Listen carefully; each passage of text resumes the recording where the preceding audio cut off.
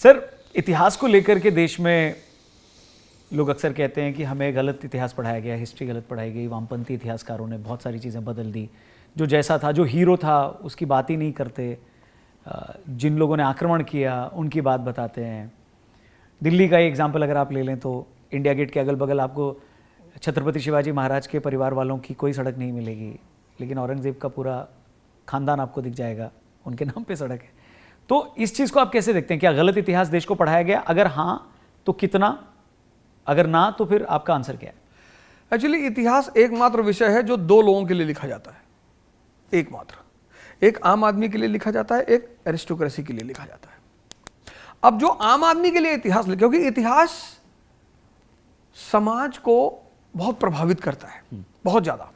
आज की डेट में अगर ये कंट्री कम्युनिस्ट हो जाए आज, तो कल फिर हिस्ट्री चेंज हो जाएगी। कल हिस्ट्री का महानायक कौन हो जाएगा? एम.एन. रॉय। कल हिस्ट्री का महानायक, पूरे भारत में आपको लेनिन की फोटो और फिदेल कास्ट्रो सब गायब हो जाएंगे। जो भी पावर में आता है वो अपने दर्शन को प्रमोट करने की कोशिश करता है। छेड़छाड़ तो होती है हिस्ट्री में, ऐसा नहीं है कि नहीं होती, तो वो तो होती है। अब आज मैंने कहा ना कि आज अगर ये कंट्री कम्युनिस्ट हो जाए तो कल की सड़कों पे लेनिन के बड़े बड़े पोस्टर लग जाएंगे, मार्क्स को बताया जाएगा कि मॉडर्न गॉड। तो जो सत्ता में रहा उसने अपने दर्शन का प्रचार किया। लेकिन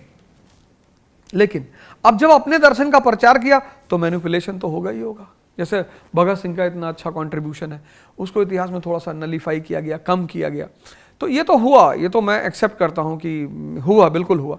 लेकिन ऐसा भी नहीं है कि सब कुछ गलत पढ़ाया गया। इतिहास का काम है आपको विजनरी बनाना। जैसे बहुत सारे लड़कों से मैं जब इतिहास, ज्योग्राफी, वर्ल्ड हिस्ट्री की सिलेबस खत्म कर देता हूँ तो मैं कहता हूँ ये जो मैंने पढ़ा है सब गलत है। कहते मास्टर साहब फिर क्यों पढ़ाया? मैंने कहा इसके मैसेजेस। अब्राहम लिंकन 1860 में अमेरिका का प्रेसिडेंट बनता है और 1860 में अमेरिका में सिविल वॉर शुरू हो जाता है। North America, South America, northern state, southern state, civil war. अब अब्राहम लिंकन के सलाहकारों ने कहा कि बाबूजी अब क्या करोगे, तुम तो इतिहास में विलेन के रूप में जाने जाओगे। उसने कहा ऐसा थोड़ी है, मैं सब दबा के रख दूंगा। बोले कैसे? अरे बोले तुम चिंता ना करो। तो उस आदमी ने एक फॉर्मूला लगाया, revolution, the success of a revolution, revolt and movement. Revolution, revolt और मूवमेंट की जो सफलता है वो दो चीजों पर निर्भर करती है, strong inside support, strong outside support. 1885 की कांग्रेस कौन है? मॉडरेट्स हाथ जोड़ रहे हैं चारों तरफ। क्यों? क्योंकि ना तो इनसाइड सपोर्ट है ना आउटसाइड सपोर्ट है। लेकिन 1942 की कांग्रेस कह रही क्विट इंडिया। तो वो चेंज कहां से आया? क्योंकि 42 में दोनों सपोर्ट मिल गए, स्ट्रॉन्ग इनसाइड भी मिल गया, स्ट्रॉन्ग आउटसाइड भी मिल गया। तो लिंकन ने क्या किया कि ब्रिटेन और फ्रांस को मैसेज भेजा कि सर आपके सारे इकोनॉमिक इंटरेस्ट अमेरिका प्रोटेक्ट करेगा। बोले अच्छा, करना क्या है? बोले सदर्न स्टेट्स को साहब हेल्प मत करना साहब। ब्रिटेन और फ्रांस उस वक्त रूस से लड़ रहे थे। Mature people never fight on double fronts.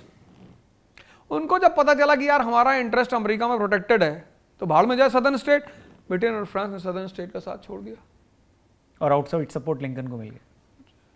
बहुत मारा पटक पटक के उसने। अब ये बात जब आपको समझ में आ गई तो जब आप रशियन रेवोल्यूशन पढ़ोगे तो आप ये चीज फाइंड आउट करने की कोशिश करोगे कि लेनिन को आउटसाइड सपोर्ट किसने दिया यार? हाँ, जर्मनी ने दिया। फिर फाउंड आउट क्या करोगे, क्यों दिया जर्मनी ने? जर्मनी ने तो रशिया पे हमला किया था।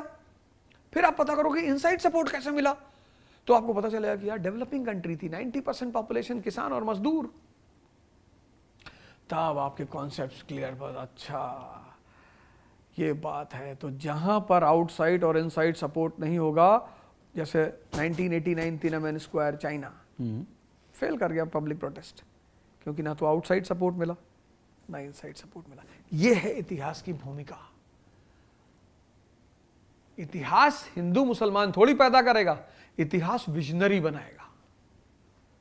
1920 नॉन कोऑपरेशन मूवमेंट, अंग्रेजों ने कहा छोड़ दो, गांधी जो मन में आया करे, जाने दो।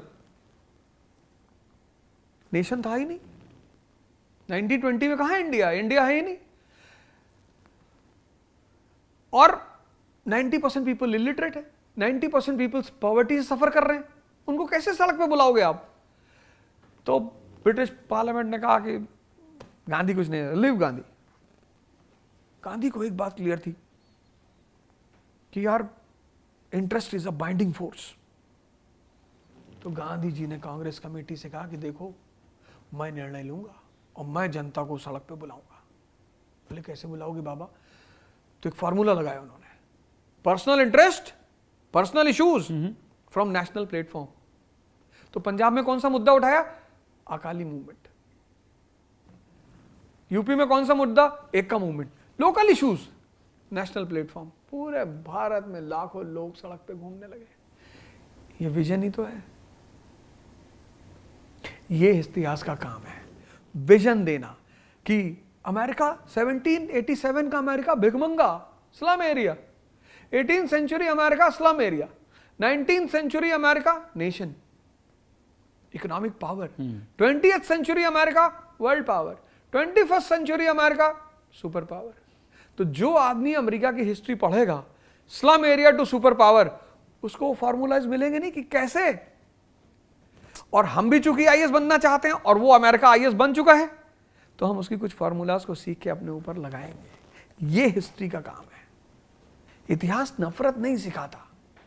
पर सर उसमें यह कहा जाता है कि हमारे जो वीर थे या हमारे जो स्ट्रांग लोग थे, उनकी वीर गाथा उतनी प्रमुखता से सामने नहीं लाई गई, और जो लोग एवरेज थे, बिलो एवरेज थे, या जो किंग थे, ऑब्वियसली एक तो उन्होंने ही लिखा, शुरुआती उन्होंने ही करी, फिर उसी को इन्होंने बाकी लोगों ने आगे बढ़ाया। नहीं, जैसे अब राणा प्रताप है, उनके इतिहास में क्या पढ़ाएंगे आप? राणा प्रताप को अगर आप इतिहास में पढ़ाएंगे तो क्या पढ़ाएंगे? पर सर वहीं पे अगर मैं छत्रपति शिवाजी महाराज की बात करूं, और मैं महाराष्ट्र बोर्ड से पढ़ा हुआ हूं 10th तक, अब मुझे तात्या टोपे के बारे में भी पता है, और मुझे तानाजी मालुसरे के बारे में भी पता है। जब आप यूपी आ जाइए, आप गोंडा जाइए, गोरखपुर जाइए, बस्ती जाइए, तानाजी मालुसरे के बारे में उनको तभी पता चला होगा जब अजय देवगन ने जब पिक्चर बनाई। लेकिन यहाँ पे जबकि छत्रपति शिवाजी महाराज के बारे में, तानाजी मालुसरे के बारे में उत्तर प्रदेश के लड़के को नहीं पता है, पर औरंगजेब के बारे में सबको पता है। औरंगजेब के बारे में पता हो के बड़ी अच्छी बात है। औरंगजेब को बड़ा नेगेटिवली लोग लेते हैं।